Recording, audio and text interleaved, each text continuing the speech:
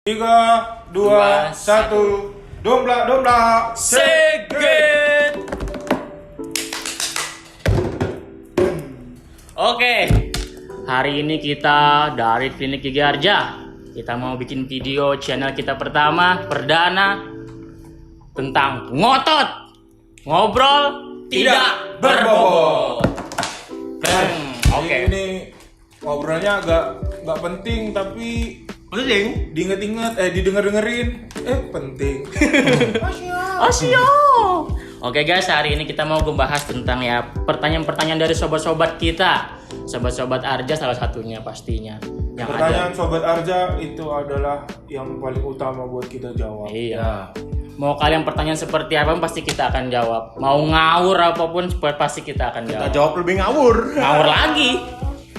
Oke guys, hari ini kita mau jawab pertanyaan-pertanyaan yang ada di DM IG maupun yang ada di Instagram kita yang kita bikin apa ya kemarin itu ya? Q&A. Ya, Q&A jar orang tuh. Oke guys, hari ini kita mau ada pertanyaan tentang gigi lah intinya, pasti tentang gigi kan. Oke, pertanyaan pertama yaitu, "Dok, apa sih penyebab bau mulut? Apa karena gigi berlubang? Solusinya dicabut atau ditambal ya?" Itu gimana ya Dok untuk penjelasannya untuk jawab pertanyaan-pertanyaan yang seperti ini nih? Gimana enggak? Aduh, berat ini.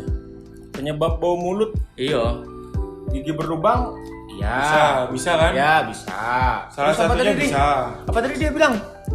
Gigi berlubang. Oh, solusinya. Dia minta ini solusinya. Jadi bukan hanya karena gigi berlubang, karena karang gigi juga bisa kan? Karena banyak gibah orang mungkin ya. Jadi kalau kalian bau mulut, coba cek sering ngomong kotor apa enggak. Biasanya kalau kalian berhenti ngomong kotor, bau mulut hilang biasanya. Iya sih. Biasanya gitu sih, tapi ya paling utama ya kembali lagi kondisi lingkungan rongga mulutnya gimana. Kalau ada yang rusak ya diperbaiki. Iya. Kalau sudah bagus semua, terus kok bau mulut, nah itu baru tanda tanya, baru ditanyakan kenapa kok bau mulut. Iya betul. Gitu. Kalau banyak yang rusak terus bau mulut kenapa ya wajar, maklum. Tapi dari misalkan di dalam rongga mulut itu ya Dok, ada misalkan nggak ada kayak gigi berlubang, karang gigi nggak ada, tapi masih ada tetap bau mulut, itu disebabkan dari kayak makanan kita bisa nggak sih? Oh, bisa lah makan pete. Betul. Makan jengkol. Oh iya, bisa. jengkol ya. Kayak bawang-bawang gitu, itu bisa mempengaruhi juga. Makan bawang terus nggak sikat gigi ya bau. Iya betul. Makan bangkai bau juga. Wah lucu. Tapi ada juga itu teorinya itu yang bilang kalau misalnya kalian tuh ada riwayat penyakit sistemik, terutama itu diabetes, itu bisa menyebabkan bau mulut juga. Betul. Kalau dulu itu namanya bau keton, aku nggak tahu sih baunya kayak Amonia. gimana gitu, Amonia. tapi intinya itu bisa menyebabkan bau mulut. Jadi faktor yang menyebabkan bau mulut itu macam-macam ya. Jadi kalau kalian misalnya bingung, ya datang aja ke Arja. Nanti kita cek dulu. Harum aja nak. Ya. Oke. Udah. Pingsan bos. Oke, sudah ya terjawab ya. Punya dulu lah. Mau makan kah? Oke guys, kita makan aja guys ya, sama minum air mineral Video, supaya video sehat. kita nggak disponsori oleh Happytos. Lu mungkin one mate mau? One mate?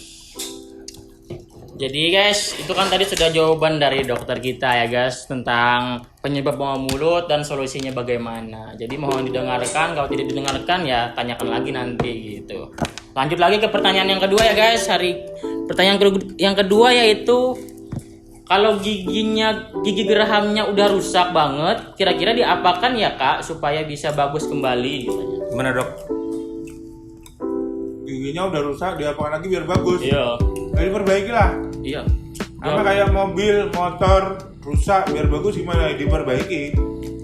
Jadi kalian harus siapkan waktu, siapkan uang, datang ke dokter gigi, konsultasi dulu paling utama. Jadi dalam menentukan rencana perawatan itu harus dimulai dari konsultasi dulu. Iya. Bukan langsung datang, langsung kerjakan. Iya, kalau bisa langsung kerjakan bisa, tapi paling nggak kalian harus tahu dulu mau diapain ini giginya gitu. Jadi kalian punya gambaran, bisa menentukan rencana perawatan, bisa menentukan anggaran biayanya. Iya, betul. Ya kan? Betul.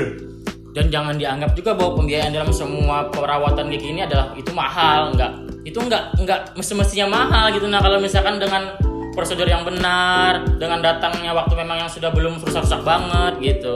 Iya kan, enggak bisa Iya. Ya mahal murah itu sebenarnya relatif. relatif, iya. Tapi insya Allah kita kasih yang terbaik lah. Iya.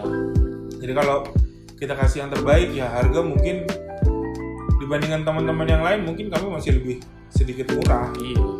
menurut Kami Iya. gitu.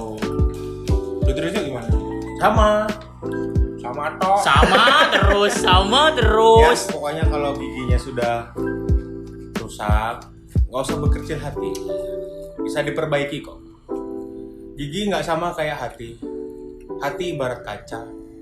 Kalau sudah pecah atau rusak, itu orang bilang tidak akan kembali ke bentuk semula. Nah, terus kalau gigi bisa kembali ke semula. Oh, di sini bisa. Di sini bisa. Walau wajah gigi kita ya, kalian bisa lihat gimana karya-karya kita di situ berkat. Rusaknya kalau masih bisa kita pertahankan, akan kita kembalikan fungsi dan bentuknya. Insya Allah. Estetiknya akan kembali seperti semula. Tuh, yang terpenting fungsinya sih. Kalau fungsinya udah bisa tercukupin, itu udah bagus. Iya, yang penting itu fungsinya sih sebenarnya kan. Fungsi. Jadi kalian tahu nggak kenapa dari tadi aku makan terus? Karena ini buat menunjukkan bahwa gigiku masih bagus bisa makan enak. Hoax. Aku belum makan, guys. Ada lagi yang nanya ya? Oke, next ya. Untuk Oke. pertanyaan selanjutnya. Jadi pertanyaan selanjutnya yaitu, Dok, mau benerin gigi yang pada berlubang, terus mau dibehel juga biar rata, bisa nggak, Dok? Itu gimana ya? Salah pertanyaan kayaknya namanya. Enggak, itu apa sih? Mau benerin gigi yang pada berlubang. Iya. Terus mau dibehel juga. biar rata. Rata berarti Rata panjang gini. Kayak gini dong. enggak rata. Rata tuh berarti kan enggak melengkung, rata gitu. Oh iya. Kayak pagar. Kayak pagar. Maksudnya dirapiin enggak? Dirapiin kan kali ya mungkin ya. Dirapiin. Bisa, Dok. Bisa. Kalau ditanya bisa? Bisa. Caranya, Dok. Gak datang. Kalau cuman Nggak tanya, kalian nggak datang sampai hari kiamat. Nggak tetap bisa. aja kayak gitu, tetap Iya. sama. Ya kan? Betul. Ya. Jadi kalian tanya, boleh kita jawab, kalian datang konsultasi langsung itu lebih baik karena Betul. kita tidak bisa menentukan diagnosanya, tidak bisa menentukan rencana perawatannya sebelum dilihat Klinisnya, kasus kasusnya. X. Iya. Kasus Betul. X. Iya. Biasanya ada yang ngirim-ngirim lewat kayak DM, lewat Foto. kayak- Ngirim apa itu? ngirim foto-foto langsung giginya gitu Oh, kan. gigi. Iya. Foto apa ini? Foto apa? Aduh. Gue kira Udah, tit. Kira happy. kira gigi gigit sesuatu. Ini apa ya? Aduh. Jadi kadang yang ada ngirim-ngirim foto kita di WhatsApp kita, di DM IG kita itu kadang itu memang kita tuh nggak bisa nentuin gitu, nah gimana rencana perawatannya. Soalnya kita Apalagi terutama tiba-tiba langsung tanya ini harganya berapa? Iya. Harganya berapa? Nggak Nggak bisa. bisa. nggak bisa, kita nggak bisa Kalian nentuin. harus datang dulu, kita cek dulu, baru bisa tentukan Iya. rencana perawatannya. Jadi nggak supaya nggak salah kaprah. Betul. Nanti kalian bilang lubangnya sedikit. Iya. Iya sedikit yang terlihat. Yang Pada terlihat. saat dibersihkan ternyata Besar, lebar, dalam. dalam misalnya. Kan kita nggak bisa spekulasi. Betul. Itu soalnya menentukan untuk biayanya juga sama rencana perawatannya. Jadi Setuju. intinya Satu. dikit. Intinya kalau mau tahu jelasnya itu datang konsultasi gitu. Oke? Jelas Karena ya? di tempat kita juga kita nggak berani langsung yang ngerjain tanpa ada komunikasi antara dokter sama pasien. Karena komunikasi antara dokter sama pasien itu sangat membantu dalam perencanaan perawatan Betul sekali saudara. dan menentukan diagnosa gitu. Ya. Kadang diagnosa itu kita kadang dari chat si pasien bilangnya begini, ternyata pas datang yang sakit yang ini. Kan kadang ada miskomunikasi, jadi salah diagnosa itu bahkan mengakibatkan fatal banget kan itu biasanya. Fatal ya. Fatal. Sorry guys, agak gagap dikit. Jadi suka ini. Next. Oke, next ya, pertanyaan selanjutnya ya.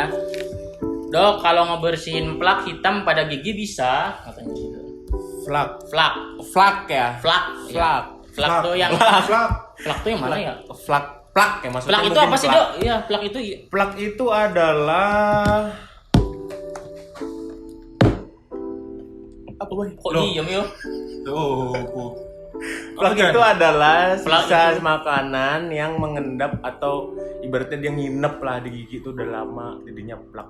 Plak kalau dibiarin jadinya kalkulus. Kalkulus itu biasanya dikenal oleh orang-orang tuh sebutan dengan karang gigi. Nah, itu juga bisa menyebabkan tadi pertanyaan pertama bau mulut tadi itu karang gigi bisa menyebabkan bau mulut. Jadi plak itu sebenarnya paling simpelnya itu kalau kalian misalnya di kamar mandi sesuatu yang terkena air terus menerus itu akan menimbulkan plak. Jadi Ya. kayak lapisan yang licin. Ya. Jadi awal mulanya itu akan jadi seperti itu dulu sebelum jadi karang gigi. sebelum berkerak. Ya kalau Kalau karang gigi itu licin, sudah sisa iya. makanannya udah terakumulasi berhari-hari bertahun-tahun. Nah, akan jadi lumut lah katanya ya, lumut. Bukan lumut. Kan di kamar mandi kena ya air. serem lah Ya. kamu.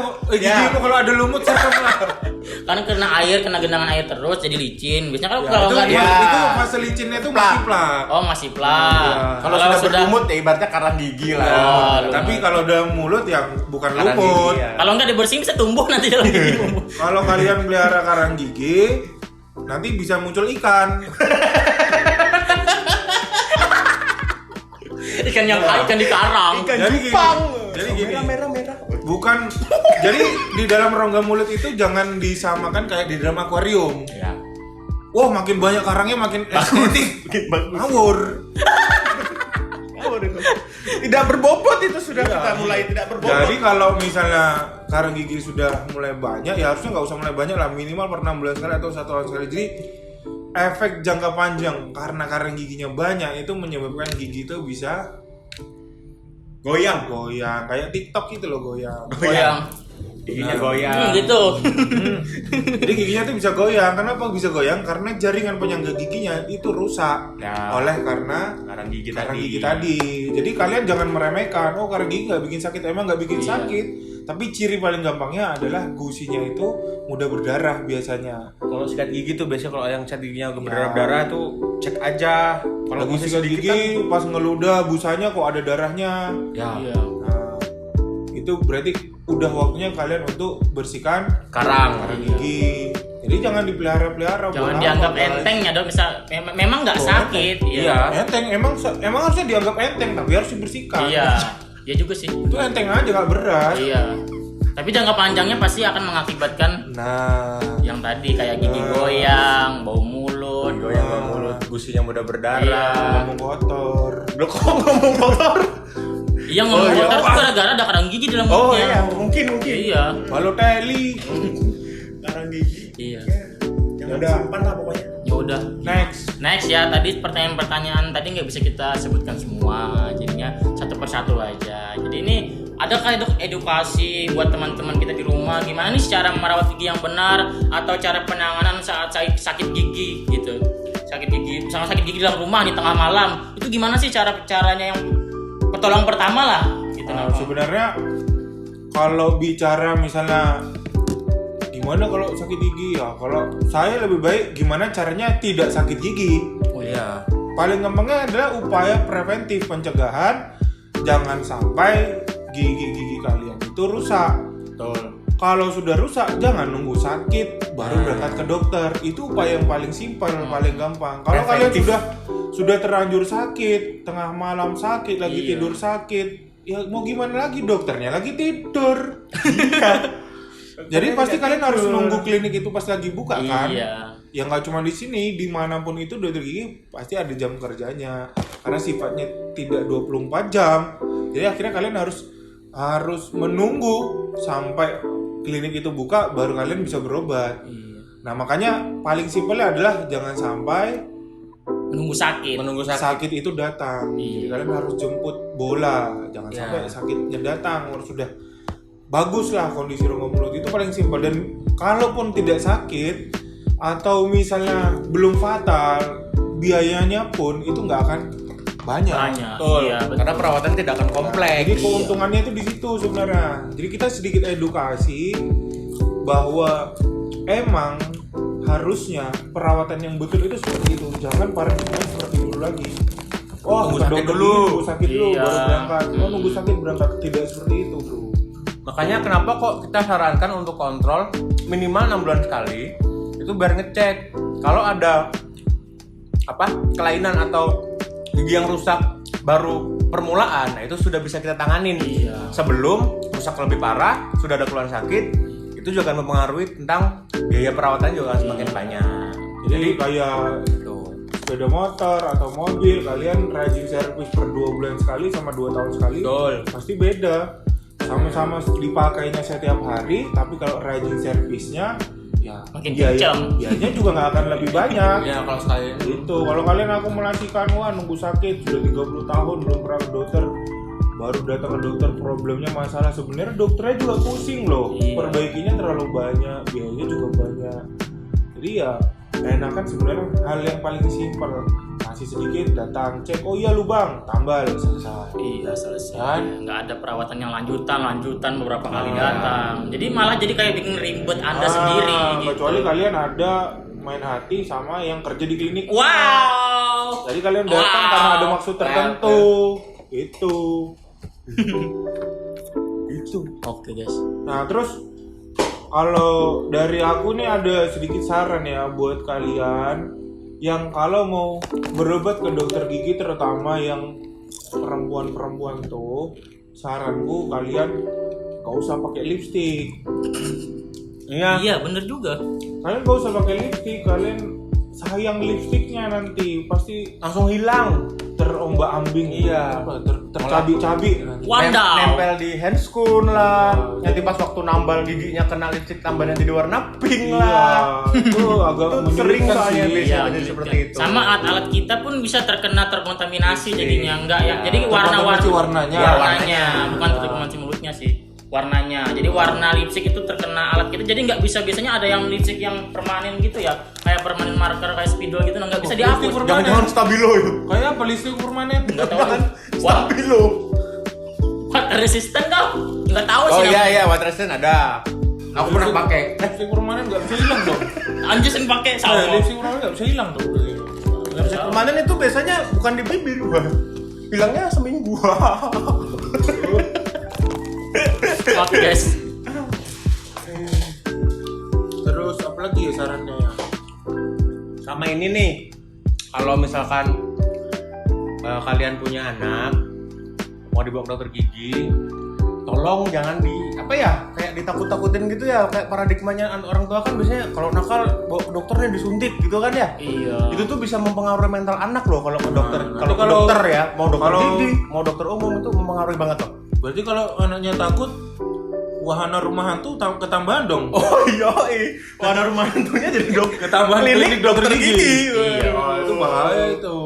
Jadi kalian harus bisa bernegosiasi sama anak. Iya. Betul. Harus bisa meyakinkan bahwa perawatan itu nggak sakit gitu. Kalaupun misalnya anaknya masih takut, ya ajak dulu pada saat orang tua perawatan, anak diajak. Jadi membiasakan dulu. Ya. Kalau Tell kita you do. memaksakan, ya betul. Sekarang Selesai maksa dan masalahnya. nangis, besoknya begitu ada nggak masalah mau. lagi, Iya. tambah lebih sulit lagi. Ya, nggak mau. Jadi peran orang tua sih sebenarnya lebih penting. Ya, jadi ada Di sini. kerjasama lah Ya. ya. Peran orang tua nomor 1, nomor 2 dokter gigi. Nah, kalau misalkan nih kalian datang sini terus menyerahkan semuanya untuk menenangkan anak ke kita, orang tuanya siapa? Jangan-jangan aku. Nah, orang tuanya dokternya siapa? Jadi Ya sebenarnya kita tuh kerjasama lah, dokter, Ya. anak sama orang tua itu harus sama-sama kerjasama. Jadi Iya. nggak bisa kalau dokter menyerahkan ke orang tua Nggak bisa. menyerahkan ke dokter, Jadi itu harus- nggak bisa. memang harus kerjasama berdua lah ibaratnya kalau sudah di sini ya.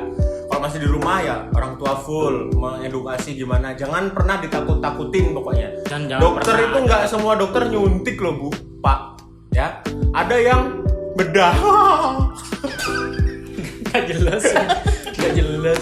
Jadi intinya jangan pernah takut-takutin anak ke dokter karena anak harus berani ke dokter gigi, ke Iya. dokter manapun, karena ya anak nggak boleh takut-takutin lah intinya gitu. Yang enggak sebenarnya kan gini, kalau di anak itu kan sebenarnya memang ada fase gigi pergantian. Ya. Dan itu tuh nggak nggak mungkin sekali dua dihindari. kali, iya.